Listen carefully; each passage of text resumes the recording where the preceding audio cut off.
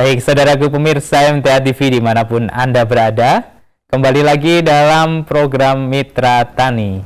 Dan di kesempatan kali ini kita masih bersama dengan beliau Bapak Haryanto Sarjana Pertanian. Serta hari ini kita masih membahas terkait dengan tips sukses berbudidaya tanaman jam pandan wangi. Nah, di kesempatan kali ini silahkan untuk yang akan bertanya bisa menghubungi kami di 0271 679 3000 atau di line SMS dan WA di 0811 255 3000. Baik Pak Har, kita berikan kesempatan pertama. Sepertinya penelpon ini sudah mau bertanya dan sudah bisa masuk. Kita terima. Halo, Assalamualaikum.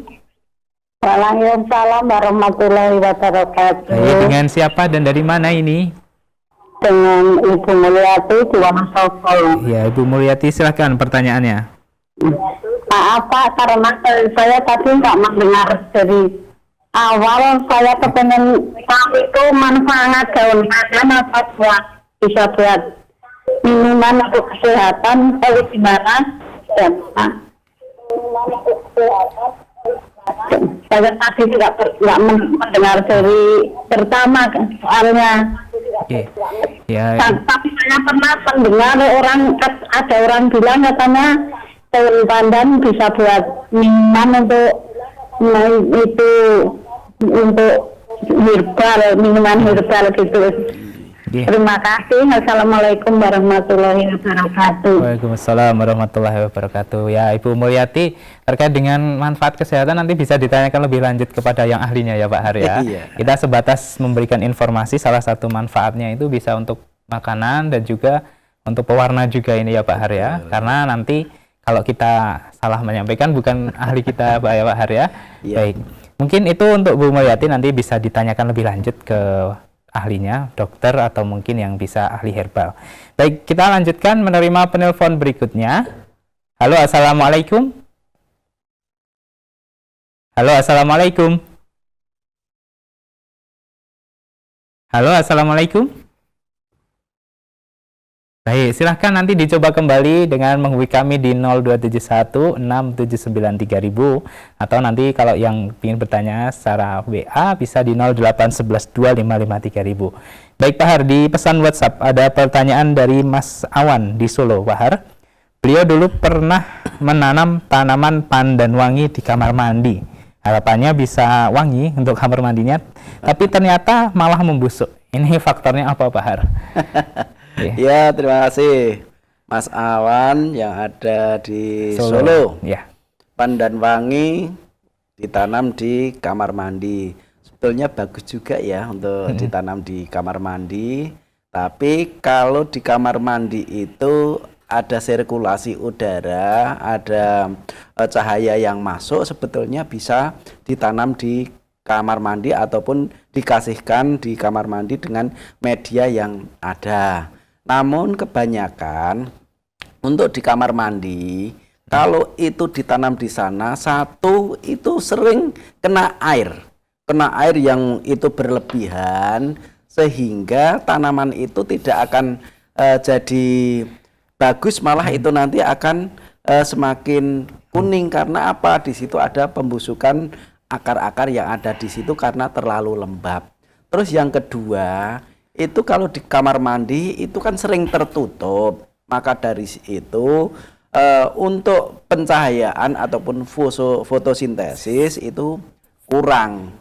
Namun sebetulnya untuk pandan wangi ini bisa digunakan untuk pembibitan. Dari pembibitan kalau tidak itu langsung ditanam, pandan wangi kecil ataupun pandan wangi bibit ini bisa malah ditaruh di kamar mandi yang nantinya itu nanti akan tetap sejuk, akan tetap lembab di situ, sehingga nanti pandan wangi yang akan kita tanam sebagai bibit tanaman itu nanti untuk ditanam di lahan itu tidak kaget dan senantiasa nanti akan gampang hidup.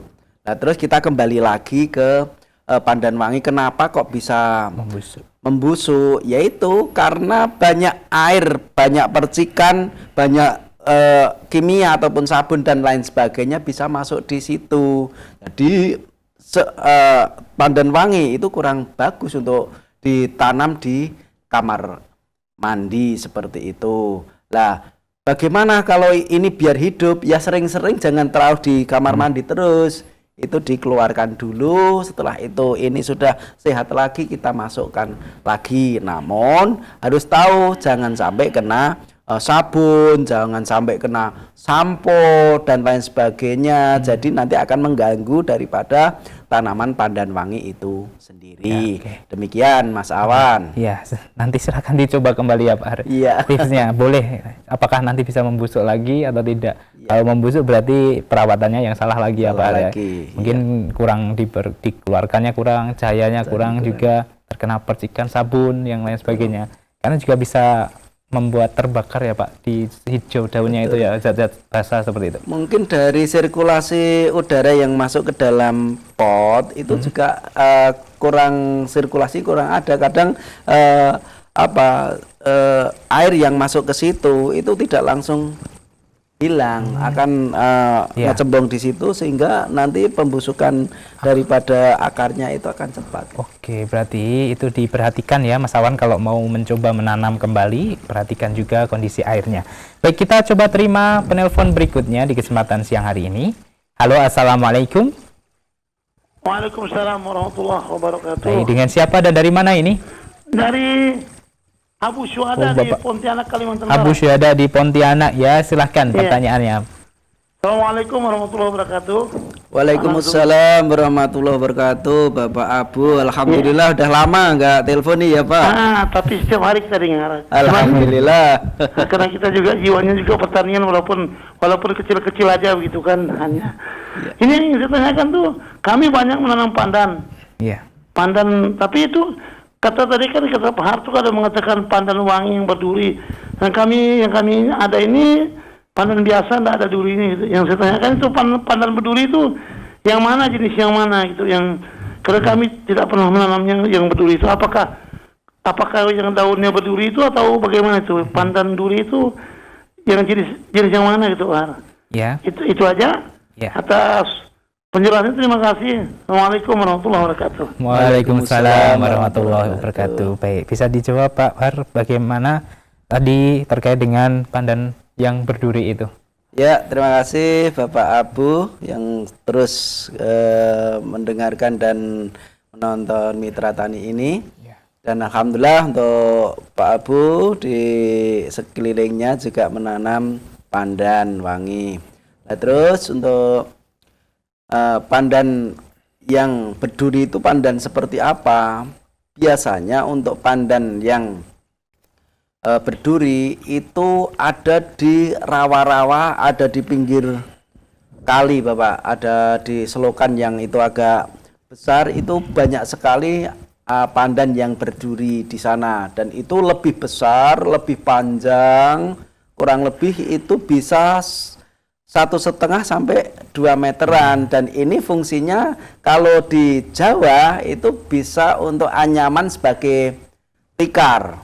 Karena apa? Dari tekstur tanaman pandan yang berduri ini lebih empuk, lebih anyep begitu, lebih dingin kalau di sebagai tikar ataupun galar di situ akan lebih enak. Dan ini untuk yang berduri ini tidak wangi, itu tidak berbau dan itu biasa. Namun untuk karakter daripada tanaman pandan ini sangat-sangatlah mirip, hanya aja kalau pandan wangi itu lebih kecil, lebih halus. Untuk pandan berduri ini lebih besar, lebih kasar dan tidak berbau. Dan untuk hidupnya itu kebanyakan di rawa-rawa, di pinggir-pinggir kali, di selokan-selokan besar itu sering ada, ataupun di situ yang memang banyak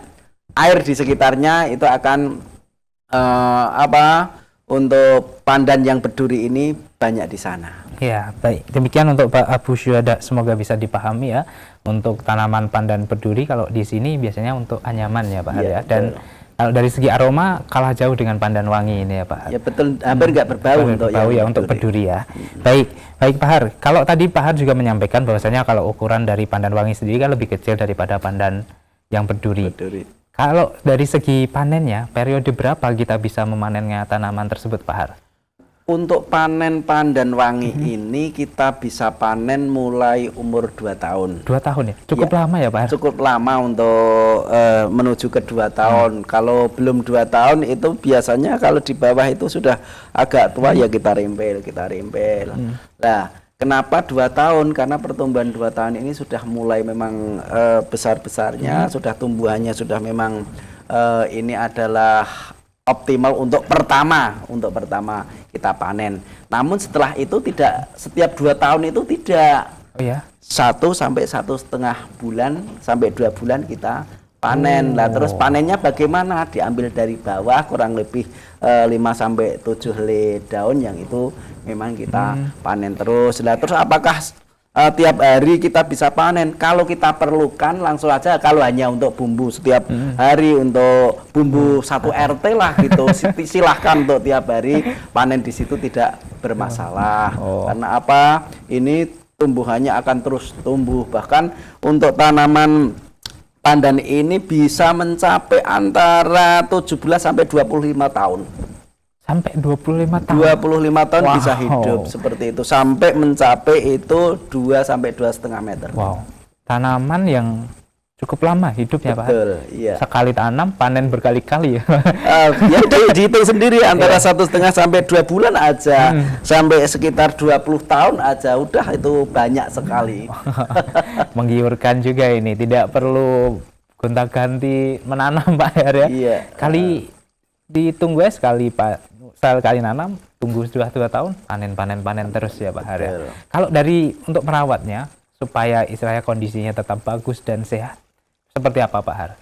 Apakah juga perlu penyiraman yang setiap hari atau per jamnya? Karena kan ini kan tadi salah satu tanaman yang suka air seperti itu. Iya. Ya kita lihat aja di lapangan. Kalau memang itu musimnya musim kering, kita sering sirami. Namun kalau itu sering ada hujan, tidak usah disirami aja, udah itu gampang tumbuhnya seperti itu. Kalau itu di lahan yang itu luas gitu, memang tidak seperti tanaman-tanaman yang lain harus memang disirami pagi dan siang, itu tidak, ataupun pagi dan sore. Namun hanya pertama aja sekitar 3 bulan ini memang harus tahu keadaan pertumbuhan daripada tanaman pandan wangi ini. Setelah itu, setelah akar sudah menjalar kemana-mana, itu akan hampir tidak usah tahu-tahu kita panen aja udah bagus. Hanya aja nanti ada perempelan mana yang daun kering memang itu harus diambil agar nanti hama itu tidak mengganggu daripada tanaman pandan wangi ini. Kalau bisa sampai umur 25 tahun, otomatis nanti tingginya juga bisa sampai berapa meter itu, Pak Har? Ya sekitar antara 2 sampai 2,5 dengan diameter itu kurang lebih 10-an ya. 10 cm. 10 cm. Batangnya itu besar-besar seperti itu. itu masih berkualitas, Pak, dari daunnya pandan? Masih berkualitas dan bahkan di umur 10 sampai 15 itu malah besar-besarnya.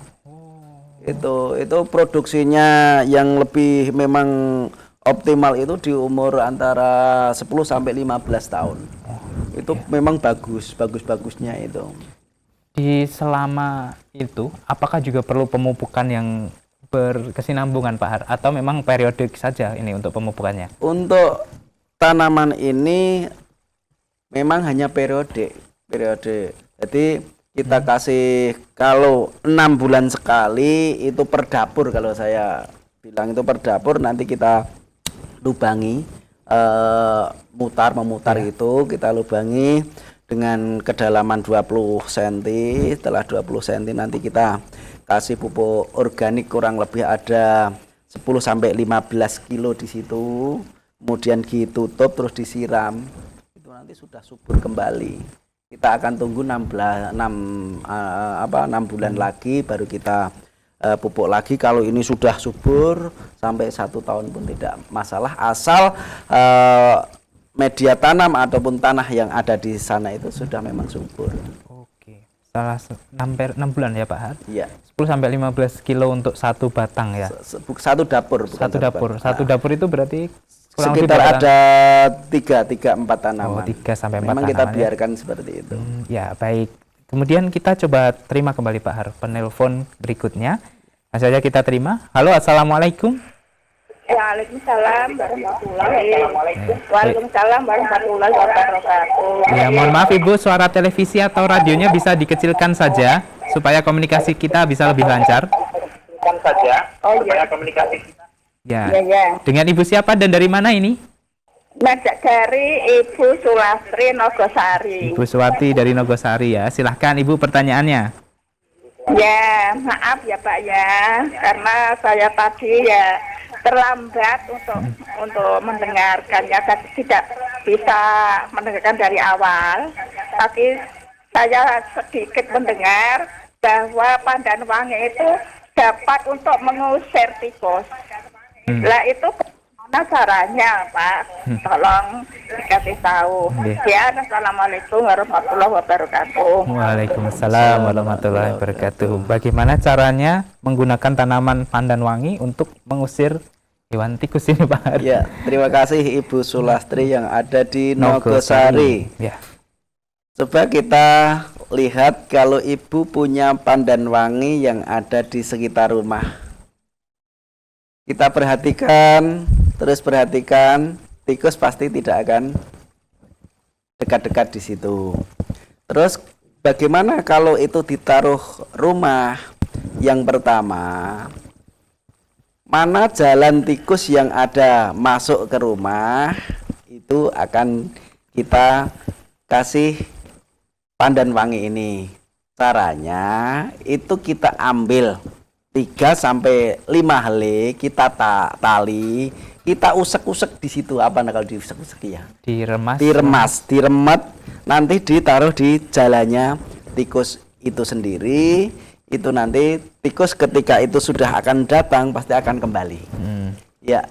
Terus yang kedua, kalau itu ditaruh di dapur, tentunya satu yang sering kalau misalkan lupa beras itu tidak tertutup atau beras itu masih di dalam kresek, itu taruh saja di situ. Nanti tikus itu juga tidak akan berani mendekat. Misalkan itu di meja, taruh aja di meja dengan pandan wangi.